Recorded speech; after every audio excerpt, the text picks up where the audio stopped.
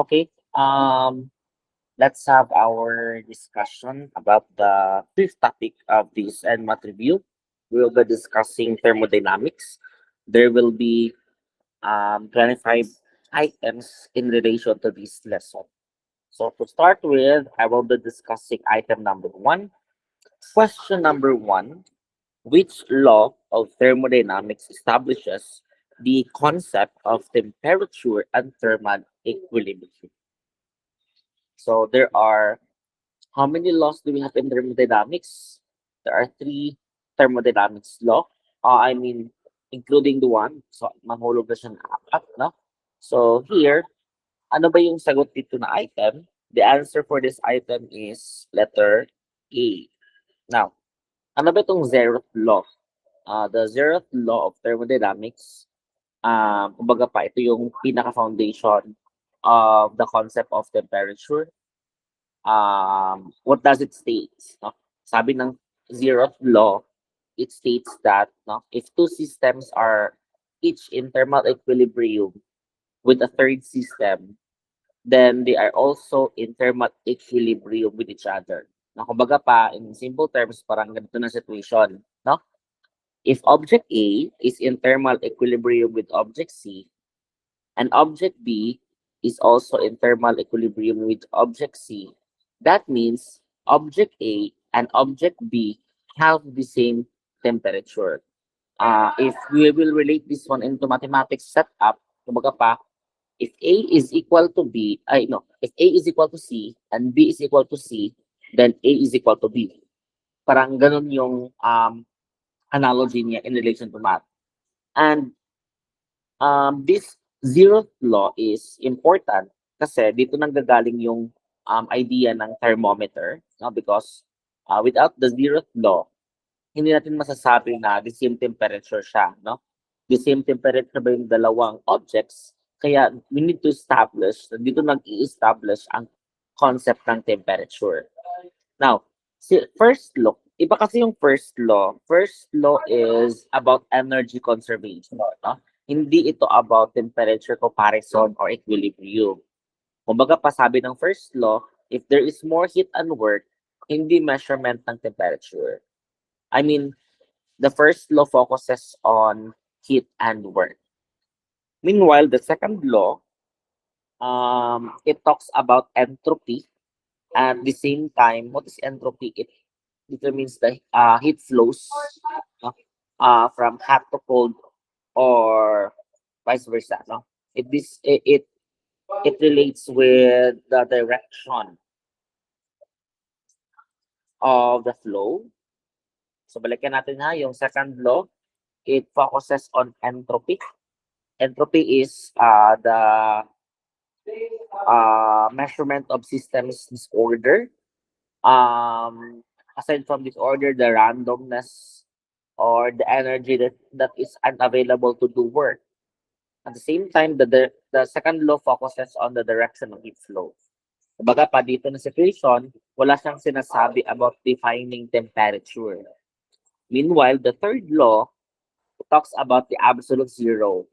What is the value of absolute zero?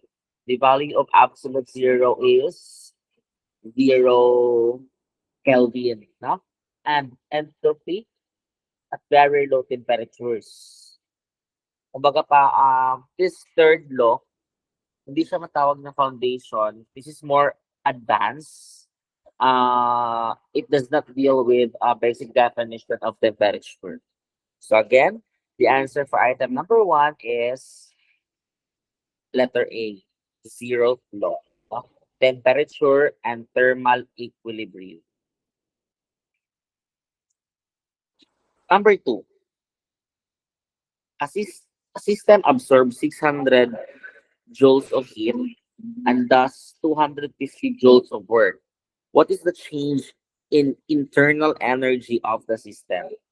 So if we will apply the direct uh, application of the first law of thermodynamics, sabi kasi ng first law of thermodynamics, no, it says there that the change of internal energy, wait, mali.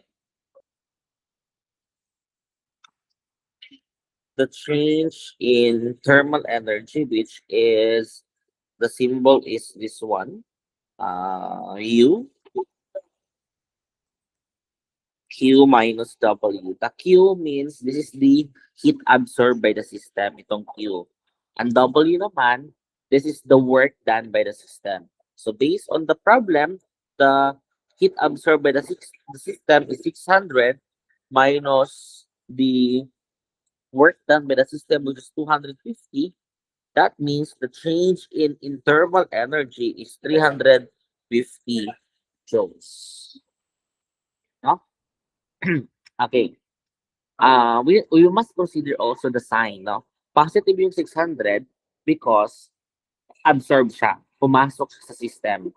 Then positive yung work natin because positive siya sa system kasi gumagawa siya ng work. So it gives us no minus ng 600 minus 250, it's 350 joules.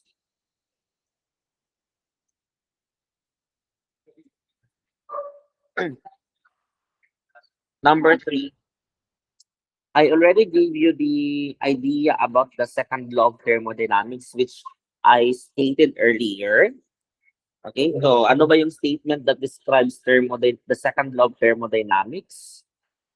Sabi ko kanina, di ba, the second law states that, may binanggit ako, it deals with the it deals with entropy. Entropy means the disorderness, the randomness, or um the energy unavailable to do work. That is the entropy. So based on this problem, item number 3, which statement best describes the second law of thermodynamics? In this equation, the best answer for this is letter C. Entropy of an isolated system always increases. This one, no? Again, the second law of thermodynamics, it's all about entropy. It measures the disorderness or randomness. So, sabi kasi ng law nito, the entropy law, sabi niya, the total entropy of an isolated system tends to increase. Kumbaga pa, if there is a natural processes go from order, it deals with disorder. At the same time, if my direction ang processes and hindi lahat ng bagay or things are reversible. No? Example, hot coffee cools down naturally. Hindi kusa umiinit ang malamig na kape. That's an example of entropy. The second law of thermodynamics. Kaning letter A, energy cannot be created nor destroyed. That is the first law of conservation of energy. It's not the entropy. The second one, heat flows equally in all directions. Normally ito because heat flows from hot to cold, not equally. And letter B, it contradicts the idea of the entropy. The contradiction itong letter B. Ang letter D naman, absolute zero cannot be reached. I think I stated earlier that yung absolute zero kanina, so it deals with third law of thermodynamics. That's letter D. So the answer for number 3 is letter C. Number 4. Which thermal process occurs at constant temperature? So no, I'm not sure. We're not familiar with these 4 thermal processes. So we will discuss isa-isa. Now, what do you mean by adiabatic? No? I don't know how to pronounce, but adiabatic or idiabet? Diabetic? No, no, no. It's adiabatic. No? In adiabatic, let me write this one. There is a no heat exchange.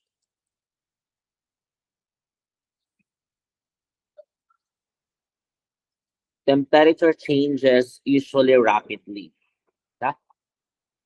Ang isochoric, constant volume, temperature can change, and also work is zero. If work is zero, but heat affects internal energy.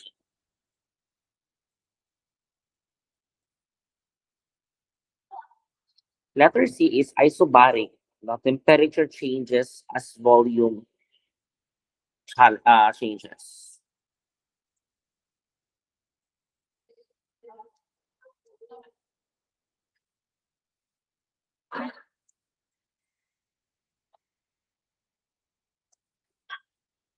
So the answer for this item is letter D. No? Constant temperature, that's isothermal. Again, constant temperature is isothermal. Now, when we see iso means same. Thermal means temperature. And iso means same. Thermal means temperature. So it li- it means isothermal is the same temperature throughout the process. Temperature does not change. Any heat added is converted into work, and internal energy remains constant. Again, isothermal, ibig sabihin yan, it has the same temperature throughout the process.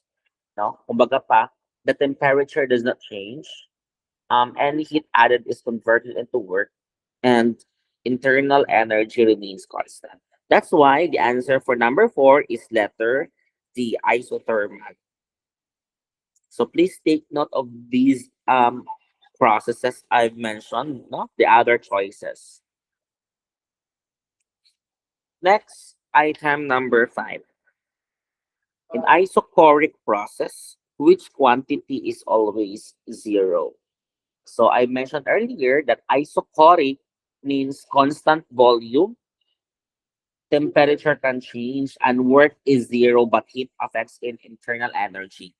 So it was stated already here in the item number four that isochoric work is zero.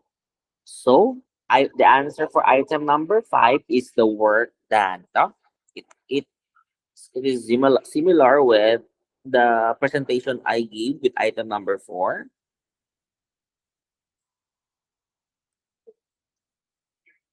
Yeah. So again, sir, what's the clue for this one? Okay, when we say isochoric kasi, isochoric means the same, na? Isochoric, iso means same. Then choric means volume. So, ibig sabihin, if the same volume, that means constant volume. That's why the answer for number five is work done, no? Kasi in the formula, if the volume is constant, that means walang expansion, walang movement, and at the same time, walang work done. Again, in this situation, isochoric process means iso means the same, choric means volume.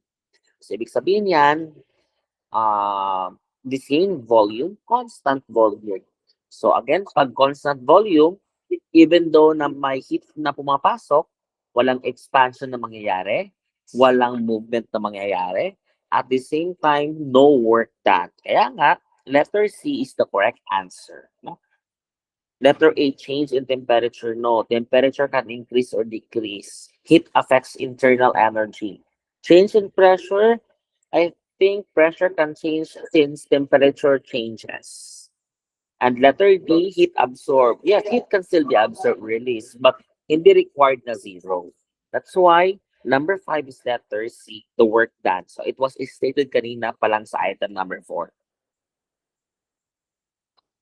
Number six.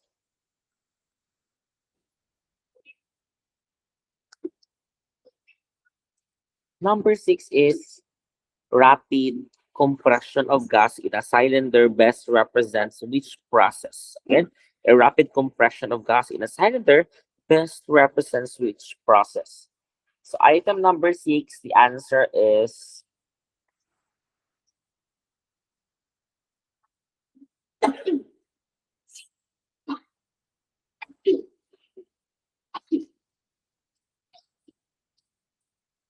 what do you think the answer for item number 6?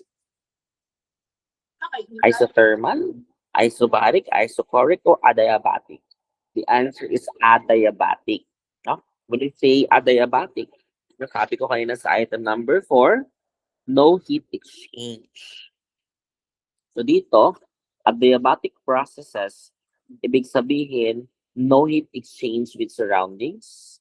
When we say rapid compression, the gas doesn't have time to exchange heat, and the work done on the gas increases internal energy, and that leads to the increase of temperature. So, example, ano ka ng sa mga sasakyan, ano? Piston compressing gas in a cylinder very fast. So, engine cylinders during compression stroke.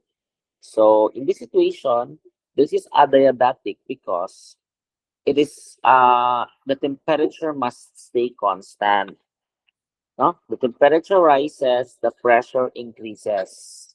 Compression is too fast and heat cannot leave the system. And with that, the gas compress quickly and external work done. I mean, there is an external work done on the gas. So the answer for item number is letter C. And so I think Arena, it was mentioned already. Isothermal means temperature is constant. No? Rapid compression does not allow heat flow. Isobaric means constant pressure. Isochoric means constant volume. So the answer for number 6 is letter D, dog. Now let's proceed to item number 7.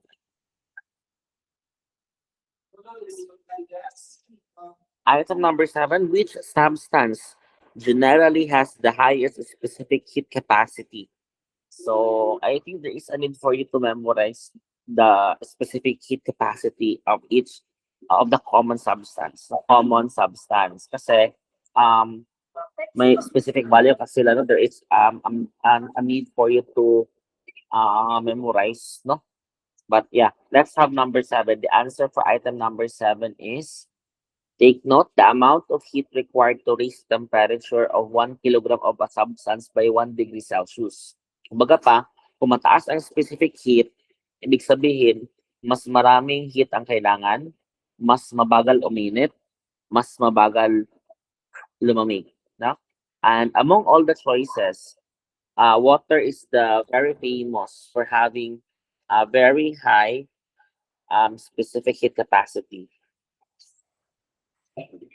Pila ang specific heat capacity ni water? Ang high specific capacity ni water is, let me search. I forgot kasi.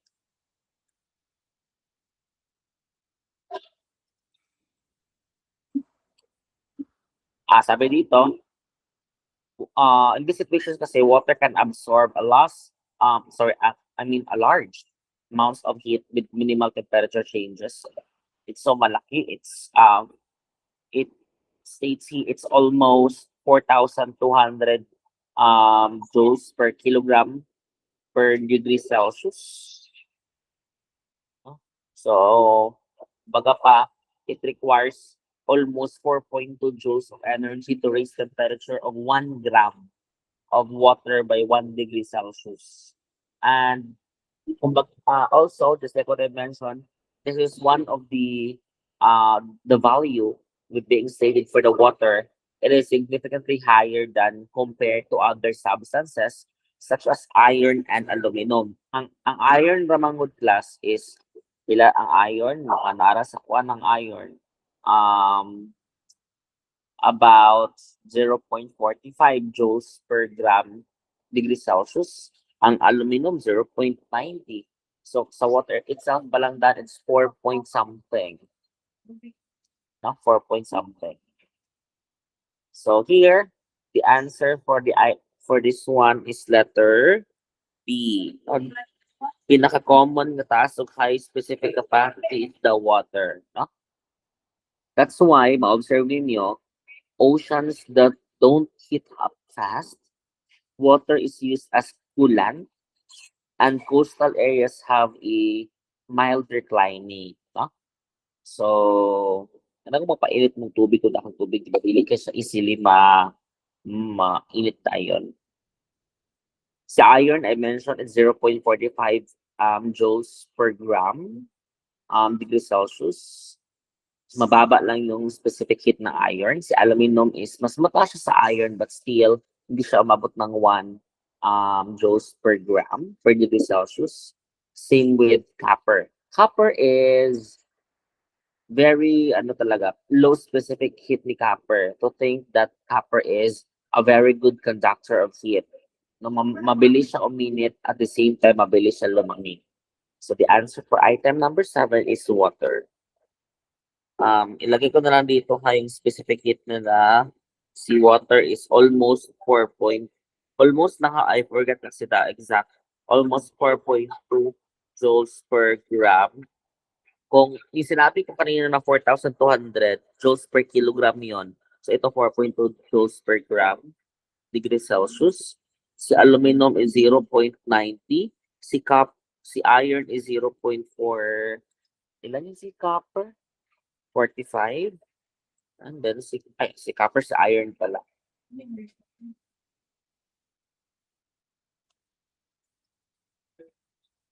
Si copper is ranging lang siya sa 39, 0.39. No? So makita ni mo diri sa kanyang specific heat capacity, si water talaga yung may pinakamataas na specific capacity.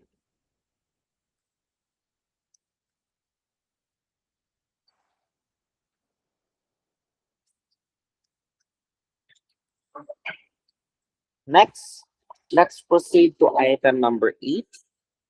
In this problem, how much heat is required to raise the temperature of 1 kilogram object by 1 degree Celsius? So you have the idea already because it has been an example for item number 7.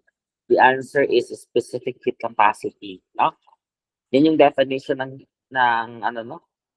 By definition rather ng specific heat capacity, how much heat is required to raise a temperature of 1 kilogram object by 1 degree Celsius.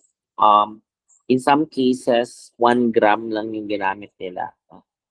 So that's the definition itself of heat capacity. Heat energy, no. Heat energy is just an energy in transit. It's too general. It does not specify mass or temperature change. Heat capacity, it refers to the heat needed to raise the temperature of an entire object regardless of mass. Walang kilogram involved, walang per kilogram involved. Kaya nga hindi heat capacity yung sagot. And letter D, it's latent heat. No, latent heat is under for the phase of change. No? Walang temperature change dito. It involves temperature increase. So that's why the item number 8, the answer is letter C. Number 9, which formula is used to calculate heat transfer when no phase change occurs? So the answer is letter B. When no phase change occurs, use the formula letter. Sir, what does it mean, no phase change? Ibig sabihin, the substance remains solid or liquid or gas. But temperature changes. That's why we use specific heat capacity. So the formula for that is letter B. The Q means that's the heat absorbed or released. The M stands for the mass. The C stands for the specific heat capacity, and that's the change in temperature in triangle T. Okay. So this formula is used especially in heating or cooling problems without melting, boiling, or freezing. Kanang letter A, this is for latent heat ni siya.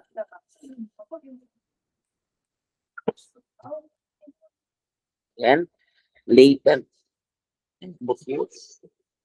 Latent heat na siya.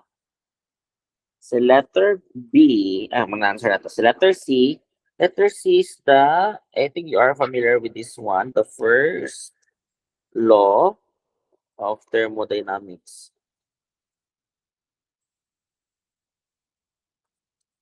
And then letter D, this is the work done by gas. Walang transfer of equality dito. This is for, sir, bakit may work done by gas? Because there is a change in volume. So the answer for number 9 is letter B. Take note, there is temperature change. But no phase change, there is a change in temperature. Next, number 10.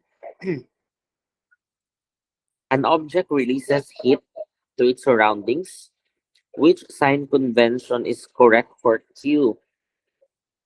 Okay, in thermodynamics, so ano Q yung symbol? Q is the heat. No? Heat. No? If Q is greater than 0, it is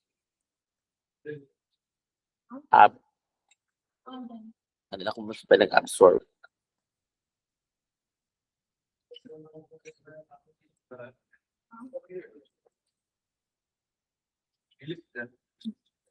Absorber system. Well, if heat is less than 0, heat is released.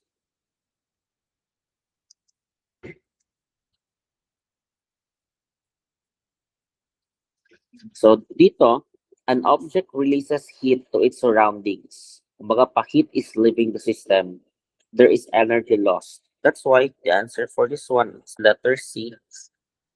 Heat is negative. Heat negative, no? Take note, pag positive siya, absorb pa rin siya. Take note, object releases less than 0 means negative. 0 means no heat exchange, no? Wrong in letter B. But the object is, take note in the problem it was stated, the object is explicitly stating it is releasing. So there is a release on heat rather. So 0 means not exchange, malit siya. So undefined, no. Heat transfers always has a sign. Again, heat transfer always has a sign. Hindi siya ambiguous. That's why the answer for number 10 is letter C.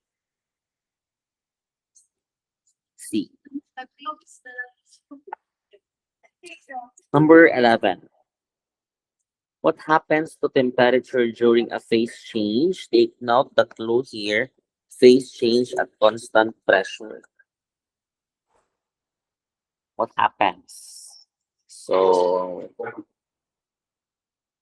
sir, kailan ba mangyayari yung phase change? Melting, boiling, no? Kumbaga pa, heat is added or removed. But temperature does not change. Why? Because the energy goes into breaking intermolecular bands, such as in melting and boiling, or it it forms a band such as freezing and condensation. So baga pa, hindi siya napupunta sa direct increase in kinetic energy. Kaya walang temperature change. No? That's why the answer here for item number 11, it remains constant. Walang temperature change dito. The temperature, it remains constant. No?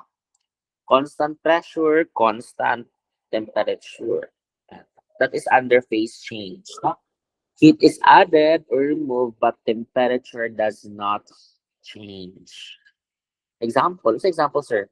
Di ba kung the ice stays 0 degrees Celsius habang natutunaw siya, yan. Water stays 100 degrees Celsius habang kumukulo siya. That explains the phase change. Letter A, it increases. It's wrong. Um, Temperature increases only when sensible heat is involved, not during phase change. Hindi siya mag-change, no? During phase change. Letter B, it decreases. Same hapon, the same logic with A. It fluctuates. Letter C, walang fluctuation or random fluctuation na mangyayari because temperature is stable during phase transition. Okay? Temperature is stable during phase transition. So pag phase change at constant pressure, the temperature remains constant. It does not change. Okay? Let's proceed to item number 12.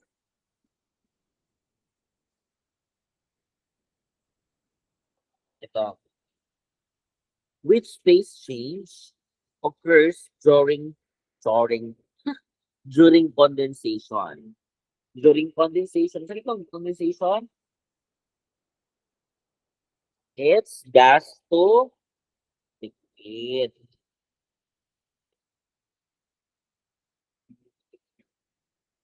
Okay. So sa condensation,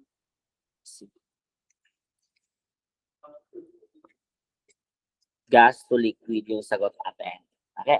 Again na, in condensation, it's a physical phase change, transforms from gas to liquid state. Kanang solid to liquid, that's melting.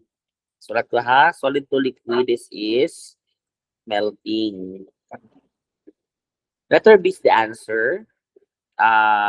Gas to liquid yung ano natin. Liquid to gas, that's evaporation.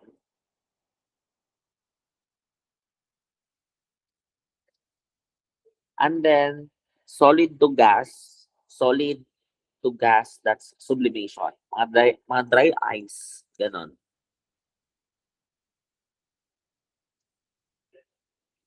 Okay, so the answer for this item is letter B, it's gas to liquids. Number 13. The heat required to change a substance from solid to liquid at constant temperature is called, that is the latent heat of fusion. It's letter C. Solid to liquid. So pag solid to liquid, we have, this is melting. Tama, di ba? So in this problem, no, solid to liquid melting, constant temperature, ang sinabi dito, no? When substance melts, heat is absorbed. Pero, dili mag-increase ang temperature. The energy is used to break intermolecular bonds. That's why the heat involved here is what we call the latent heat. Again, in this problem, solid to liquid, that's melting. At the same time, constant temperature, walang temperature change. Pag mag-melt kasi yung isang substance, heat is absorbed. Pero hindi tumataas ang temperature. But the energy is used to break intermolecular bonds. And that heat involved is what we call the latent heat. The fusion mentioned here, it refers to melting. Ha? Kaning fusion dito, it means melting ito, ha? So the correct term is the latent heat of fusion. Sensible heat, no. Sensible heat causes temperature change, but the question clearly says constant temperature. Heat capacity, no. It was stated pa rin kanina, no. Heat capacity, it refers to raising temperature of an object, not related to phase change. Latent heat of evaporation, that's kung sakit itong vaporization.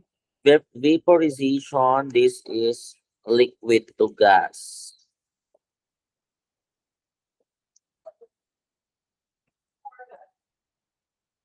So the answer for item number 13 is letter C.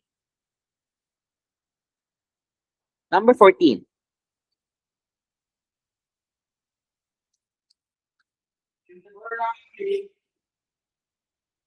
Which equations correctly represents latent heat? Pag latent heat, no temperature change, but constant temperature. No, I mean the phase there is a phase change. No, that's why the answer for number 14 is letter D. Wala may temperature dira. Si A, mali na si A because letter A, I think na ano na siya ganina. No? This letter A is sensible to heat. Dili siya mao. Letter B, first law, i-rearrange lang. Ang letter C, I think that's the work done, no? The work done by volume change. It was already stated kanina. So in this problem, number 14, the only item here that walang temperature change is letter D. So take note that this equation only use when the substance is melting, freezing, boiling, or condensing. Take note of that. Okay. Let's proceed to item number 15. Why does sweating cool, why does sweating cool the body? Mali na akong basa na, sorry. Again, why does sweating cool the body? So, no, kung paninton di ba't ako mag-sweat tayo, bakit para siyang there is a coolness, no, sa ating body. So, the answer for this one, it's letter evaporation absorbs latent. It's letter C. No? Okay. You must take note of this one that sweating is the body's natural cooling mechanism. Pero how it works, okay, listen. So sweat forms on the skin as liquid water. Diba? Tubig man yan. For water to evaporate, molecules must gain energy to break intermolecular bonds. So yung statement na yan, gain energy to break intermolecular bonds. That's by definition of latent heat. And this energy is taken from your skin. Skin loses heat. That's the reason you feel cooler. And this energy is the what we call the latent heat of vaporization. No? From anong itong latent heat of vaporization kanina? It was stated na liquid to gas. So this item, number 15, sweating cool the body, this is the latent heat of vaporization.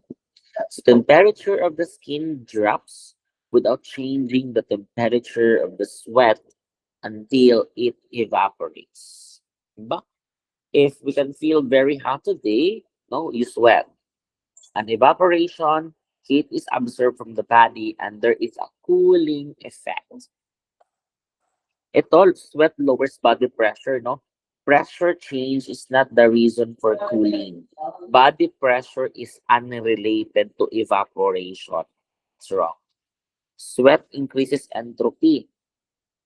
Entropy does increase. Yes, it's correct. No? Pero, hindi ito yung direct reason why we feel cooler. No, hindi siya.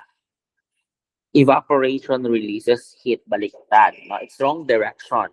Evaporation absorbs heat, not releases heat. Mali siya. So that's why the answer is letter C. Evaporation absorbs latent heat, not release. Number 16. Which of the following expands the most when heated? Solid, liquid, gas, or plasma? These are the state of matter, right? So among the states of matter here, which of the following most when heated? Okay, The answer is what? It's letter solid ba? Liquid ba? Okay. It's the gas. Nga nung si gas. If you remember your lesson sa chemistry, di ba? Solid is very, yung particles niya is very, tightly packed up yung particles ng solid, no? Pag tight up kasi masyado, it creates small expansion. Dili kay siya mag-expand pag solid. Sa liquid naman, medyo makagaan-gaan siya. Unlike sa solid na very tightly packed up yung particles. Sa liquid is medyo nakahinga konti. No, it moves freely. But still, it has moderate expansion. Pero yung sa gas kasi, wait, anong solid ako answer? Gas dahil gas. Mali ko, mali. Okay. Pero pag gas kasi class, the particles far apart. Kumbaga pa si gas kasi, no, when heated, their molecules are already far apart. Di ba? Far apart na masyado siya, unlike sa solid o sa liquid, no? And gases have a very weak intermolecular forces of attraction, no? When heat is applied, the gas particle gain kinetic energy. No? Particles have a lot of free space. The small energy increase, big volume change. Example, inflating balloon. No? So inflating balloon, as temperature increases, the gas expands. The balloon inflates. No? Kaya nga, ang coefficient of linear expansion is dako siya pag sa gas involvement. Ha? So again, pag solid na small expansion, dili kay siya nga the particles are very tightly packed. Sa liquid is medyo nakahinga siya gamay sa solid, no? Naka-move siya freely, but still it creates moderate expansion.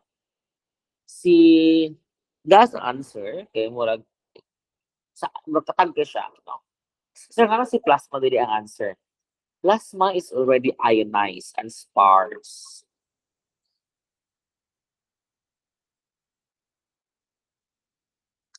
Okay? Si plasma is an ionized gas. While it also expands, while it also expands when heated, gases in the typical solid liquid gas comparison, it exhibits the greatest relative expansion for the given temperature. But the classical answer for this is the gas. Okay? Now, number 17. Thermal expansion is primarily caused by, of course, letter B, increase in molecular motion. It's letter B. When substance is heated, temperature increases, molecules move faster. No? Pag mag-move kasi yung faster molecule, there is an increase in kinetic energy. And molecules push each other farther apart. No? And that explains thermal expansion.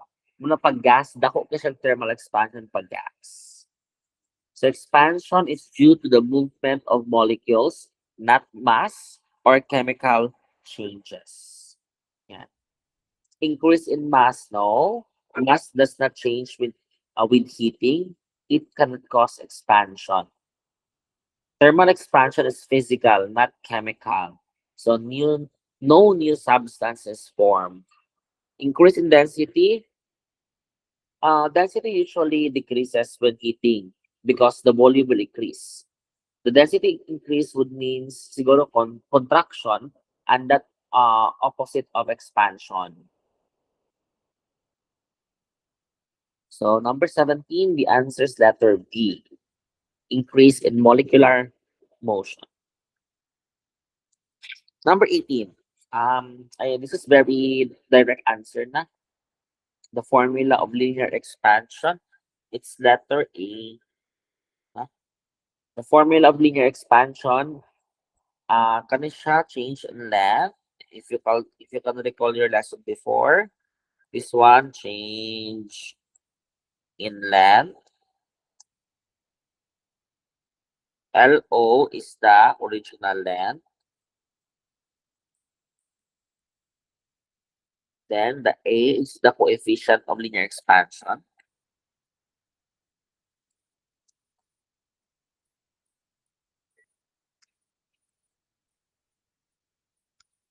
And then this one is temperature change.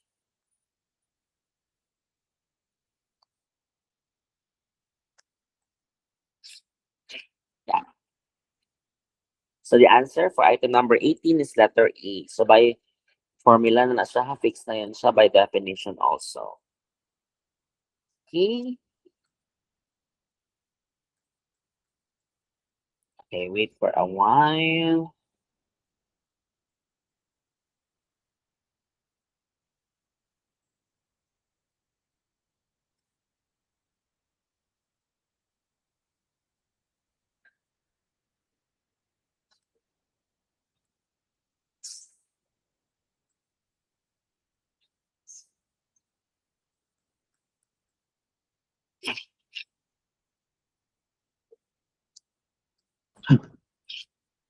Okay, number 19. Why are gaps placed between railway tracks? Okay. Why are gaps placed between railway tracks? Ano kayang may gaps doon? No? And the answer for that is to allow thermal expansion. Okay? Number sir, take note, railway tracks are made of what? Di ba bakal? They're made of metal. And di ba pag mainitan yung metal, it expands. No? So that's why if tracks were continuous init masyado, the rails expand. No? And that leads to buckle and leads to accidents. The solution is to create a small gaps allowing rails to expand safely. So in summer, especially if there is a very, very init masyado, it creates, I mean, the truck needs to have a small gaps, no? Get filled by expansion. Pero pag winter, the gaps widen, the rails contract, baliktad siya. Pag winter. Pag init, mag-expand, pag mag-contract. To reduce friction, no? Friction with train wheels is not affected by the gaps rather. To increase stability, gaps actually reduce rigid temporarily. To prevent corrosion. Corrosion depends on coating. At the same time, it depends on the nature of the environment, not the thermal expansion. So the answer is letter C. Best example of thermal expansion that we can relate in everyday life, in our daily lives rather, is kanang asfalto, the asphalt, no? That's the main reason nga nung wala kaayo yung asphalt mismo totally sa gilid, because as na marami yung sasakyan na nagadaan, then mainit masyado. So mag-expand yung asphalt, no? That's the main reason also kung makita ninyo sa diversion road, nganong lubak-lubak o hiwi-hiwi yung daan doon, because di ba bugat kaayo ang uan, ang tracks, no? Then pag init kaayo, medyo mo soften biya ng asphalto, mo expand siya, and that leads to may deformation sa mga asphalto. Yan. Number 20. At what temperature does water have its maximum density? If you can recall, the formula of density, I mean the density of the water. No? If naka-recall mo sa density sa water, it was stated there na 1,000 kilogram per cubic centimeter at 4 degrees Celsius. No? Nakalagay doon. May nakalagay na at 4 degrees Celsius. That's why the answer is letter C. I think it's this is water has a anomalous expansion. Normally cooling to density, mag-increase siya. but water behaves differently between 0 to 4 degrees Celsius. Ha? Again, water behaves differently between 0 to 4 degrees Celsius. Pero pag 0 degrees Celsius manggod, that's lower density, it floats. Pag nakalagay dito is maximum density man, yeah, take to the water behaves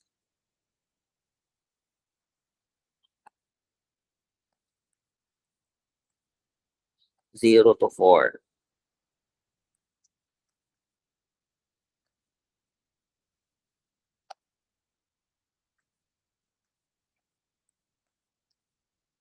Zero and 4 degree. Ay, mali. Hindi na ko ba lumusunod? Yan. So, take note, maximum density. So, dili pwede 0. So, kasi it has the lowest density. So, the answer for this one is letter C. Basta, try to recall lang yung density ng water. It was stated here, the density of the water is 1,000 kilogram per cubic meters at 4 degrees Celsius. Number 21. Which statement about the third law of thermodynamics is correct? The answer for this one is ano ba yung sinabi ng third law of thermodynamics? No? The third law of thermodynamics states that as the system approaches absolute zero means 0 Kelvin, the entropy of a perfect crystalline substance approaches minimum value, usually taken as 0. That means entropy, it measures of disorder. At 0 Kelvin, the molecules barely move, almost perfect order. Kung dili ka siya naga-move, kaayo, there is a minimal entropy. So, in this situation, the answer is entropy approaches a minimum at 0 Kelvin. No? Absolute zero cannot be actually be reached. No? But we approach 0 Kelvin as the system becomes more ordered. So for the crystalline solid, especially at 0 Kelvin, a perfectly what do you call that one? The entropy there, dili man gud siya pwede letter A, entropy is maximum as at absolute zero. No, baliktad siya. We have here a wrong direction. Entropy is minimum, not maximum. So letter A. Letter B, absolute zero can be reached easily. No, it's impossible. No, absolute zero only approach asymptotically. Heat flow stop at room temperature.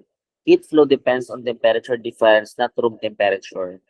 So this is an incorrect statement for letter D. So that's why letter C is the correct answer. Third law means entropy minimum at 0 Kelvin.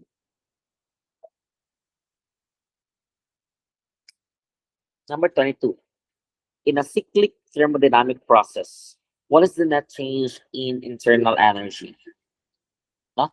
When we say cyclic process, so a cyclic process, the system returns to its initial state after completing a cycle. Tuyok-tuyok, kumbaga, no? So the system returns to its initial state after completing a cycle, that cyclic process.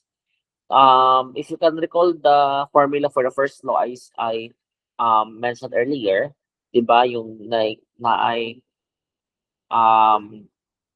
sakit yung formula sa sa first, nakalimutan ko sa ngayon. Sige, Q. Q yun, yung Q. So, the formula of the first law, di ba? Pagka Q minus W, no? So, kung Q minus W, that's the heat absorbed minus the work done absorbed by the system. So, for this number 22, the answer for this is, what's the net change in internal energy? Answer is, it's 0. No? The initial and the final, the net change in internal energy is 0. After one complete cycle, the system ends up with the same internal energy. Kumbaga pa, the heat absorbed is the same with the work done over one cycle. No? It's a maximum because the the heat is not increasing or decreasing, it returns to original value. Again, dili po siya minimum, same no, it returns to original value. The net change is zero, not positive. Again, the net change is zero, not positive. So lang sign. 23.